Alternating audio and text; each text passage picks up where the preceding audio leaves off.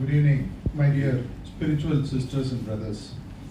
Why am I using this? I am reminded of a quote written by a late friend of mine. Some of you might recall that name, called Stephen Covey. I used to be connected with him way back when he wrote the book in 1989, 7 Habits of Highly Effective People. He gave this famous statement that we are all spiritual beings having a human experience. That way we are all in one way or other spiritually connected. Tamil ஒரு வார்த்தை 16 பெற்று பெருவாழ்வு வாழ்க 15 பெற்றாச்சு 16வது work in progress. I wanted to answer 2 questions that have been asked of me for a very, very long time. I haven't shared this at least in public forums. The first question is, what is the motivation to write a book? There has to be something. The second question is, how do I write a book? Because though this is apparently in terms of number a very small gathering, but the kind of people here both on the stage and off the stage represents a wide cross section of the society itself. Some of my dear brothers on the stage, my dear partner and my younger brother, Brother Anand, Brother S.G. Anil Kumar, Brother Kumar Rajagopalan, Brother R.R. Padmanabhan, Brother Supra, and I can name all of you out here who are all in some way or another part of our life journey over a period of time. I started my career way back in 1983, and right from my school days, I had been brought up on a very staple diet of self-development books, thanks to some of my teachers and 2 of my lecturers in college, who kept on insisting, if you want to make something of your life, start reading books. So I remember one of my college professors gifted me books because I refused to buy. So that habit caught on, and I had an imagination of how the world should run. Very ambitious.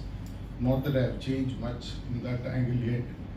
And when I got into my second job, I was talking to my CEO, and I was saying that there are a lot of issues and this is how we have to reconstruct the company. He said, why don't you take it up and start doing something about it? And way back in 1987, my journey into training and coaching started. I wrote whatever I thought was training material, and there are many training fraternities out here who will understand. Today, developing a content is just a 30-second job. If you know how to do prompt engineering, the content is there, and how to deliver, that's a different ballgame altogether. Way back then, you need to actually sit and write. And when I started that, initially I remember that I wrote about 300 slides.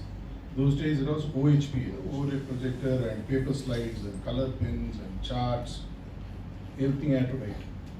Started writing, and that's how it became a habit.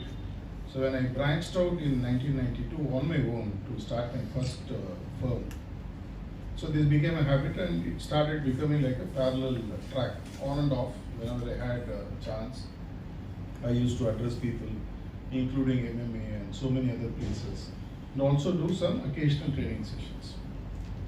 And then later I came at the feet of my guru in 92 in Charity Maharaj, Sri Ramchandra Mission, Heartfulness Institute. And he had a very profound influence, because those who have known him will know that he is a very great speaker and a voracious reader and writer. The first time I met him in his home, I remember that he took me up to his library, and I was amazed. I actually asked him, Master, the Elamani Padichirikingla. He had thousands of books, and he said, pick any book, if you ask me anything, I'll tell you. I didn't do it though. After a month, I remember I bought a book, which I found was very interesting, The Dancing Woolly Masters. I don't know if you have read that book. It's a great collection of stories and real life examples on understanding practical physics and quantum physics. So I thought I had cracked it, and I took the book and went and presented him in his home in Gayatri. Oh, idua nalla book poi padi. Idoda better book na nu solren. Like a slap on the face. Not that I want to prove anything to him, but so the journey started there. That there is always this small trigger waiting to happen that I had to do something. And later, somewhere in 97, 98, I started meeting a few people in some networking events. And one of the networking events, someone said that, Prakash, you seem to talk a lot, you seem to know a lot of subjects. Why don't you put that into writing? Because for you to meet everyone in person and share this knowledge is going to take a lot of time. And that's how my first book in 1998 got released, You Too Can Sell. And the book was fortunately, I'm really fortunate that it was released by Charles Maharaj himself, the third guru of the heartfulness practice. And when the book came out, he really praised me for the work done because it was self-published effort. And we went on and on. And I was fortunate enough that the 12th, the 13th, and the 14th editions of the books, various books I wrote, were either written with a foreword. Here we have a friend, Mr. Brother Kumar Rajagopalan, who wrote the last chapters of my 12th and 13th book. My guru, Divya Daji, wrote the foreword of the same two books. So that way he is fortunate, and there was on the opening side, the foreword written by the guru himself, and the closing chapter was written by a good friend and a brother of mine. Prior to that, two books, Brother Anil had written the final chapter. I don't know whether he recalls. Brother R.R. Padmanabhan wrote a final chapter in one of the books. That was my habit. Always that I had someone writing something, so then I thought there will be a participative exercise that people all come together to share their wisdom. One thing I always share in a leadership session, which I am very clear, is that none of us are going to solve all the puzzles together, alone. You all have to come together because I have a portion of the puzzle with me, there is a portion of the puzzle with you. You all have to come together to put it for it to emerge into a larger puzzle which will help the world in one way or another. That's how, whether it's recessionomics, which I coined way back in 2008, which subsequently became one of the best sellers, which was what we call the future proofing of business. Subsequently, when I started in 2014, coming out with a series of videos called Glorious India, and Charlie Maharaj, who was in the last leg of his life, had a look at the video and he said, you need to someday make it into a book. Those days just came as a video and we had sent it to PMO's office and so many places. It was really interesting that many of these concepts had been picked up by many of the state and central governments in one way or another. And then I, with the help of my dear good friend Mr. Balachandran, who is here, who was then associate editor in Business Line. Assistant editor in Business Line. When he heard that concept, which I wrote first 3 years ago, called PH Genomics, he was so impressed that he gave a big column in Business Line, and thank you for that. And that became the seed for my 14th book and the 16th, which is going to be the next book. Let me take that for a second to actually give you a run through. PH Genomics is a concept with which governments can actually run this world. Whether I know how to run a government or not, there are people who can sit and visualize on how things can happen. And the 16th book, which is already almost half written, will be a governance manual which will be given to corporates, which will be given to governments, which can be used by anyone to actually run on 3 foundational principles of peace, happiness, and growth. So I answered the first question that I got a trigger that someone told me way back in 97 to write a book. And people asked me how I write books. I think Mr. Anil, in his talk, gave a sort of an inkling of what I do. And this book actually is very special to me for one simple reason. When I gave it to my wife, she was reading for the last 3 days. She said, for the first time I have seen you something writing very interesting. She has been one of my vocal critics. She tells straight on the face whether good or bad, and I have to thank her for that. And she did say that for a change, it looks very interesting. So that way I think I can pat myself on the back for writing something interesting. One of the questions which came from somebody when I finished this book is somebody asked, have you used AI to write this book? Straight question. Did you use AI? I told them this book has been in the making for the last 14 years. The first version of the book I wrote way back in 2011. And then I kept rewriting. Right now, if you really want to know, I already have 8 books, a kernel, and the content already ready, waiting in my file folder somewhere. Whenever I feel like it, I take it and give it a spin, write it further. I do use tools to ensure that there are no construction mistakes, grammar mistakes, spelling mistakes, and things like that. The role of AI as of now on my books is close to zero. Why am I saying? Because the first question is, how much AI content goes into it? So go back, read the book, you'll know what it really means. This book, that way, if you really look at it, how I construct is, I go back and rewrite. Among us, we also have a very interesting author, my close friend, Mr. Rajesh, who himself recently put it in his social media account that he has become a full-time author. And I'm really glad that he has made the time out to be here in front of us. Many of us here, each one in his own way, my friend Narendra Kumar, as we call, we have co-traveled from ICSA days back in 2002 onwards.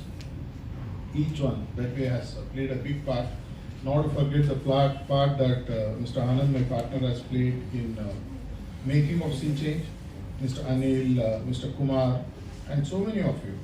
Each and every one of you out here, in some way or another, you have been a part of my journey of helping the organizations to be run, and including writing of the books.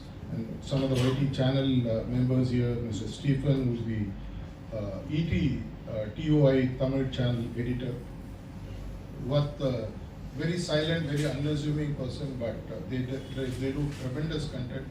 We have Brother Supra, who is today literally a media celebrity in terms of mainstream channels. Each and every one of you. I don't want to spoil the surprise by saying something, but I will not say it. You wait for the end, you will see something of another dimension of another person who is present in this crowd. It has been a great journey till now, and it's not going to end. And several books already out there available. And this book, let me just give the construct behind the book before I wind up and pass on, because we would like to go by the time schedule, considering that all of you have other schedules after this. Many chose to ask me this question: how did you construct this book, and what is, normally you have a book construct concept. If you are an author, you will understand how you actually construct a book, what is the market it's going to serve and all that. When I wrote this book, 9 Habits of Super Successful MSMEs, I took 3 main foundational pillars on which I have constructed the book. How you run the business. Mr. Kumar was mentioning about 70 million MSMEs actually having a chance to use this book to change. I am talking mainly in English because this book is written in English, and hopefully soon I can feel the mind voice of Mr. Moses out here. Whenever I interact with him, he always says he's the founder director of Alchemy, one of the biggest QSR chains in Tamil Nadu. From down south, they have come here and started at a very young age. I see a lot of budding authors, budding entrepreneurs, budding CEOs and executives. The construct goes into just 3 very simple acronym called what I call as T, F and E.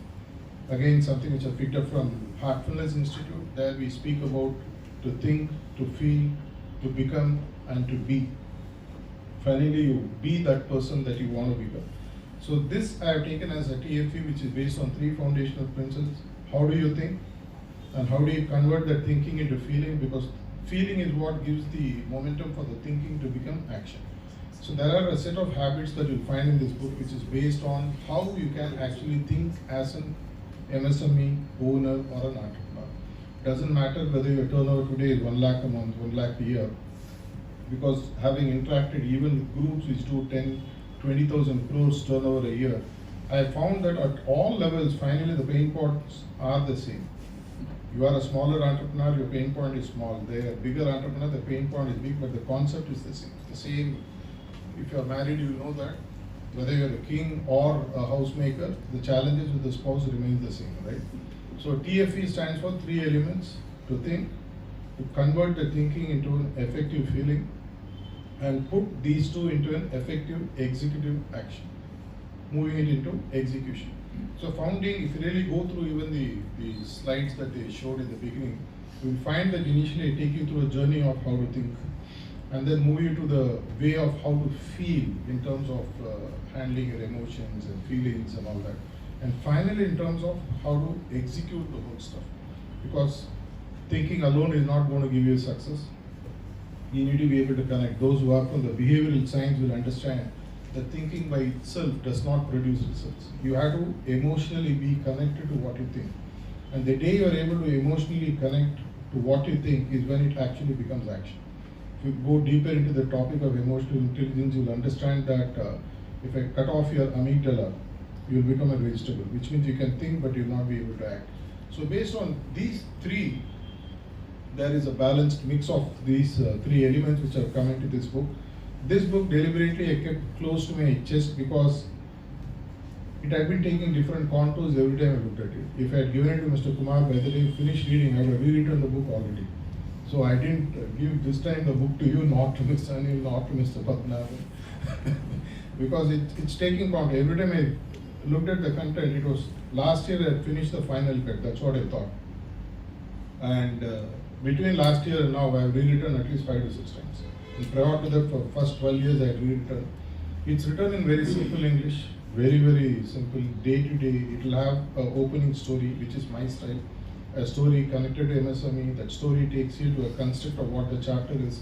And the chapter will tell you what are the do's and don'ts. And then it ends with a set of very clear habit formation inputs. As my dear partner, Mr. Anand mentioned, when I finished writing 9 habits, I felt there is something for the day-to-day which is still missing. Then I wrote a complete new chapter bringing 10 business habits that will help you right from managing your inventory to your sales to your outstanding and stuff like that. And then, which is normally my style, I wrote the final chapter maybe after a very, very long time for this book myself. What I call it the bird's eye view.